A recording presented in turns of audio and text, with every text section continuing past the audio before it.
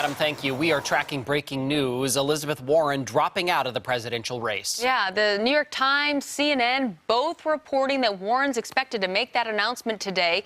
The Massachusetts senator was a front runner for a short period last fall, but her support trickled down just in time for Super Tuesday. So let's bring Brandy in on this. This is big news ahead of our state's primary. She's popular here. She is. It's big news, but it's not surprising news. I think, Liz, you put it kindly when you said her support trickled out. I mean, she lost her home state on Super Tuesday. Yeah, she's only, at 61 delegates or something? Yeah, very minimal. She lost her home state. She didn't get second. She got third in her home state. And if you recall, after Super Tuesday, her campaign had said basically, okay, we're going to take some time to really contemplate what their role in this fight looks like moving forward. And so now Senator Elizabeth Warren has decided that her role going forward is not to be a candidate for president. Now, the belief is that she will put her support behind Bernie Sanders. Certainly the two of them are more politically aligned than she and Joe Biden are.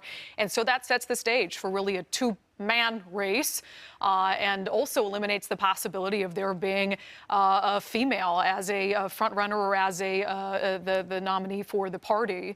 You know, you'd enter this race with a lot of women. You enter the race with an incredibly diverse field, and as time went by, the field got less and less diverse. You lost people of color, and then you lost the remaining women candidates, and so now you have Joe Biden and Bernie Sanders. Very quickly, for those of you who have voted, Travis, you mentioned, Elizabeth Warren did have a lot of support here. For those of you who have already cast your ballots for our primary next Tuesday and who voted for Elizabeth Warren, here's what's going to happen. If Elizabeth Warren earns enough votes to earn delegates from our state, those delegates will still be pledged to her when you go to the Democratic National Convention.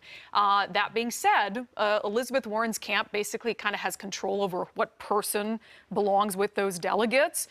She can ask her delegates to support Bernie Sanders. That doesn't mean that they have to. So those delegates, if she earns them here, would still be pledged to Elizabeth Warren. I'm glad you broke that down, because looking at some of those charts this morning and talking about how many delegates are needed in order to win this thing, I was curious about, okay, what happens next? Because we've been seeing candidates drop out left and right recently. And I will say it's a lot more complicated than that, but that's kind of the simple version of they're still technically her delegates, but a lot of weird things can happen between now and the Democratic National Convention, and once that convention happens. So keep that in mind. And again, one more name off the list of viable candidates before we vote.